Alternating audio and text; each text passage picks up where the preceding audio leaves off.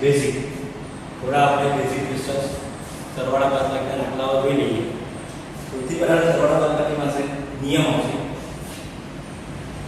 સમાન ચિહ્નોનો સરવાળો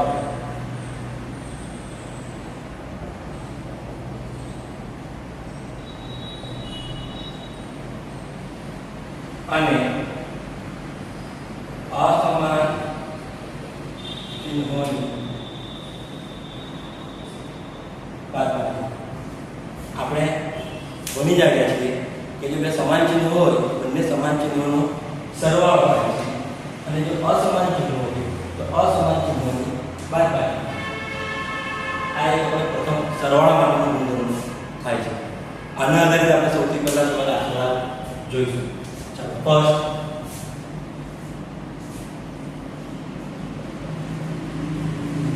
10 + 15 10 + 15 ખૂબ જ ઈઝી છે, આપણને આવડી જાય. 10 + 15 25 25. મિત્રો આ તો આપણને આવડી જાય છે 10 + 15 25, પણ આપણે જોવા જઈએ તો આ જ ગુણધર્મનો ઉપયોગ થાય છે. સમાન ચિહ્નોનો સરવાળો છે. 10 એ પણ પ્લસ છે, 15 એ પણ પ્લસ છે, બંને સમાન ચિહ્નો છે.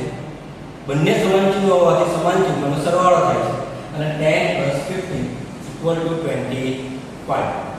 Next one 25 + 35.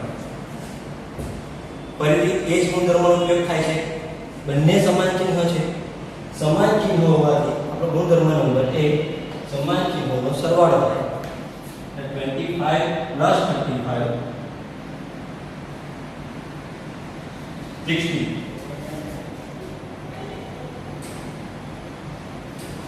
Now, 55 + -20. ચાલો મિત્રો હવે જોઈએ અહીંયા 55 + -20. હવે અહીંયા આપણે ચિહ્નો જોઈએ. 55 નું ચિહ્ન છે પ્લસ અને 20 નું ચિહ્ન છે માઈનસ. એક પ્લસ છે અને એક માઈનસ છે. એક પ્લસ અને એક માઈનસ એટલે કેવા ચિહ્ન કહેવાશે? અસમાન ચિહ્ન કહેવાશે. અસમાન ચિહ્ન હોય તો અસમાન ચિહ્ન માટે શું થવાનું છે? બાદબાકી. હવે મિત્રો અહીંયા ભલે સરવાળો હોય તો અસમાન ચિહ્નને શું થાય છે? બાદબાકી. એટલે 55 + -20 હોવાથી 55 - 20 થશે. 55 - 20. હવે મિત્રો અહીંયા માઈનસ આવે તો માઈનસ કઈ રીતના આવે? તો એના માટે આપણે પાસે બીજો પણ એક ગુણધર્મ છે કે ગુણાકારનો ગુણધર્મ છે. આ આપણા માટે આપણે સરવાળો.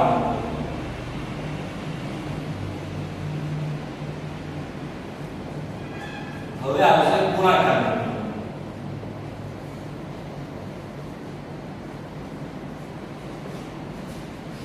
ઓકે, ગુણાકાર એટલે શું આવે? તો બંને પ્લસ ચિહ્નો હોય તો બંને પ્લસ ચિહ્નોનો ગુણાકાર પ્લસ જ આવે. જો બંને માઈનસ ચિહ્નો હોય તો બંને માઈનસ ચિહ્નોનો ગુણાકાર પ્લસ આવે. એક પ્લસ હોય અને એક માઈનસ હોય તો એક પ્લસ અને એક માઈનસ એટલે પ્લસ × માઈનસ માઈનસ આવે. માઈનસ ગુણ્યા પ્લસ. એક માઈનસ હોય અને એક પ્લસ હોય તો પણ માઈનસ આવે.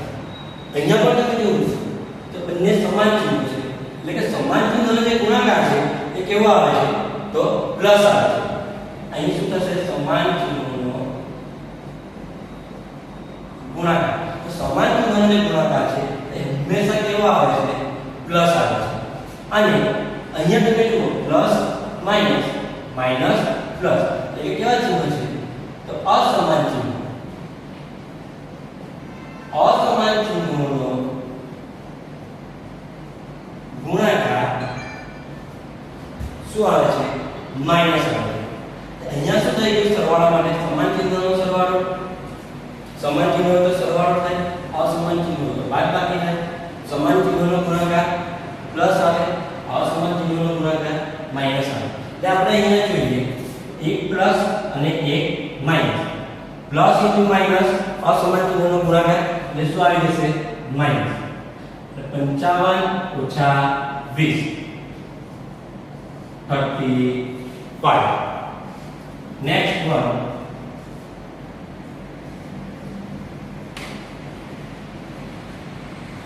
65 plus minus 35.